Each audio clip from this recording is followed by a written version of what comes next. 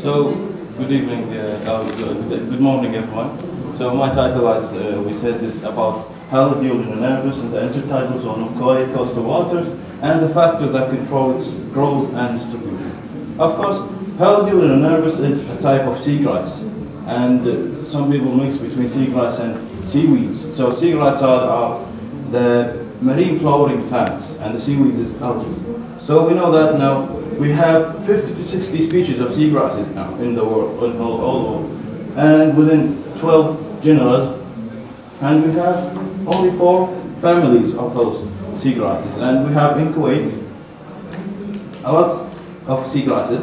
We have in the Gulf actually 4 seagrasses, and they are within the same shapes as these seagrasses. Some of are long and thin, and some have ovoid-shaped leaves, and most of them have this leaf, and this is the small stem, and we have also a rhizome and then a root. So this is a general characteristics of the seagrass. Of course, seagrasses are found in the bays, estuaries, coastal waters, from shallow to deep, like 50 to 60 meters deep. The maximum depth of these seagrasses are concentrated along only with the photic zone, where the light can reach. Where there no light, so seagrasses cannot do the photosynthetic process, so there is no seagrass there. So they are only limited to the photic zone of the intertidal zone. And they can live only in the sandy, muddy area, as we see here, the soil texture. It's like sandy and muddy area. So they live in this area. In the world, we can see that most of the seagrasses, which have the green color here, distribution, the darker the color is, the more dense the seagrass is. So, except Antarctica, the both polar regions, we don't have any seagrasses, only within the equator. So those are the 4 seagrasses found in the Gulf. Most of them are found in UAE, and we have in Kuwait only those two seagrasses, Halophila ovalis and Halidule uninervis. In Bahrain we can find only these 3, and all of them are found in UAE. So in Kuwait, the distribution of these seagrasses in the intertidal zone for the Kuwait coastal areas, we can find as patchy distribution. We don't have a complete meadow. We have just patch distribution of these seagrasses along the intertidal zone. As we see here in this image, the darker area here is the seagrass, and those are sand spots in between them. And I'd like to say that the seagrasses are not studied thoroughly in Kuwait. Maybe this is one of the first seagrass researchers in Kuwait actually. So we need to thorough these studies about seagrasses actually. Okay, we have a lot of factors controlling or affecting seagrass in all the world, and some of them are very important, like temperature and salinity, and actually in Kuwait, in the Gulf, is the turbidity, and we have the light availability, cooling sometimes, we have tidal exposure, so air exposure, and we have the wave motion. So, most dominant seagrass in Kuwait, in all the coast of the Kuwait, is the Halidule nervus. That's why maybe, because the Halidule nervus has the broadest temperature and salinity tolerance among all seagrasses. And it can even survive the brief exposure to air. And Kuwait coastal waters can be divided into 2 regions. The northern regions is like mud flats along with some rocky areas, and in the southern regions we have like this, a pure sand, lovely sand beaches. Okay, so these are 2 parts of the Kuwait coastal waters. And now the slope of the coastal waters, of the coastal area itself, from the north here and to the south. From the north we can see that they have small slope area and a large flat area along the first 50 meters of the coast. And in the center of the Kuwait coastal water, an area called Ba'iyah, we have increasing the slope and little flat area along only the 50 meters of the coast. In the border region, we have large slope area.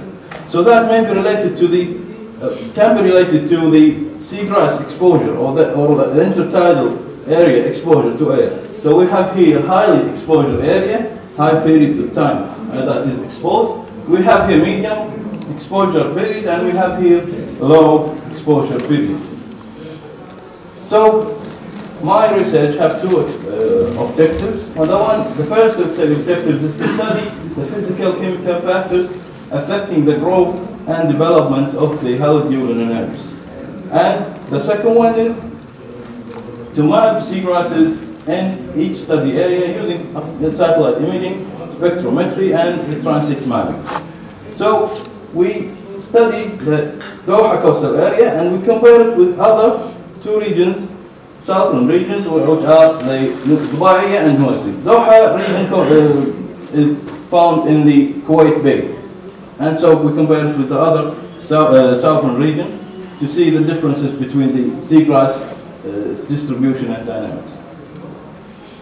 So those are my study sites. This is the map, shows that Doha is here, Dubai is here, and North Sea.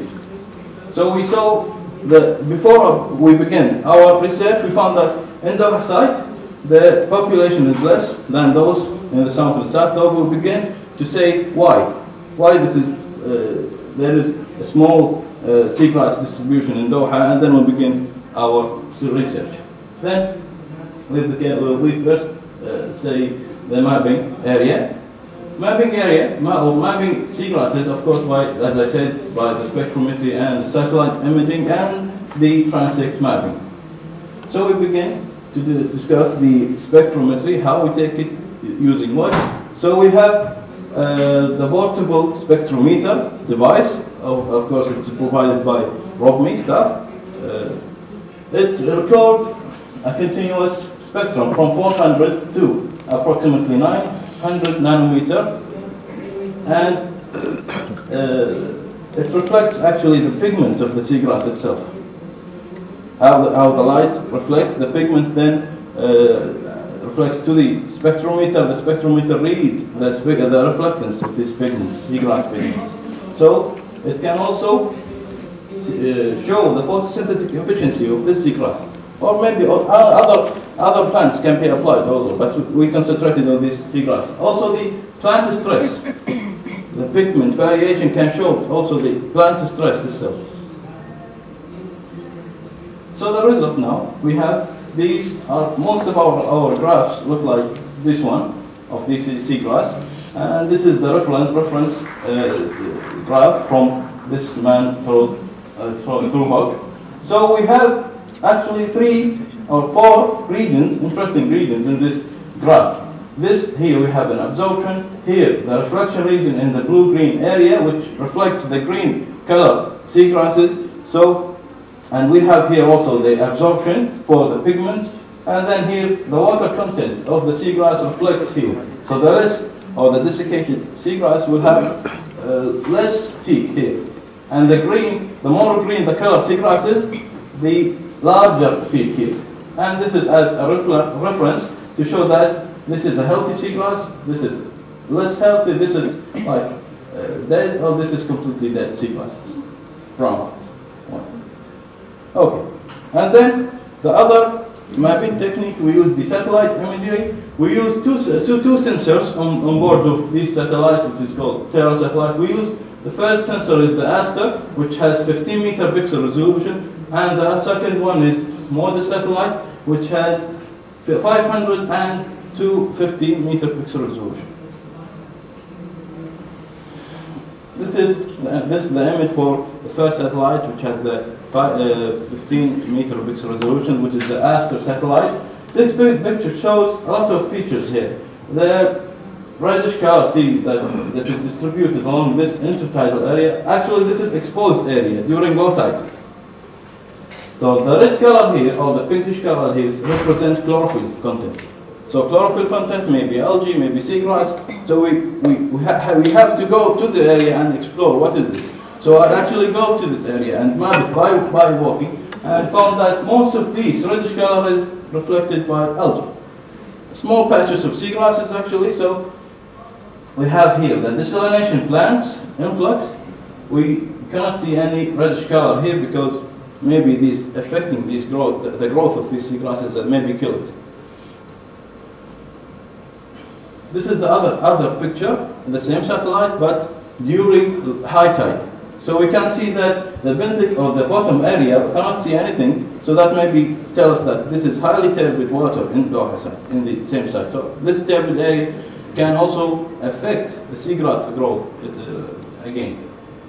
This is the images for the other satellite, the modest satellite, which have 500 meter pixel resolution and the 200. So we have two sets of images at the same time. This is in June, 17th of June, and the other set is after 2 days. So we can see the fluctuation of the sea color. So the darker color is, the more clear the water is. So after 2 days, maybe some wind or some hurricane is affected here. So the color is more brighter. So that tells us that there is a lot of turbidity, a lot of maybe sandy area along the surface of the water. So this area are affected by this wind maybe fluctuation and the sandy particles. Then the Triassic pattern.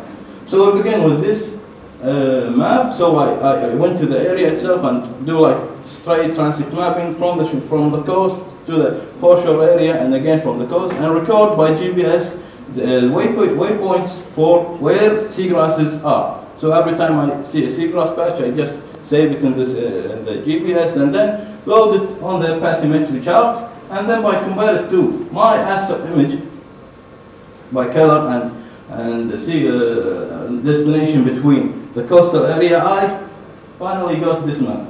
I draw this map, so it characterized all this area. Not only seagrasses, but there is also the muddy area. This patches, small dotted patches, is the seagrass that I found.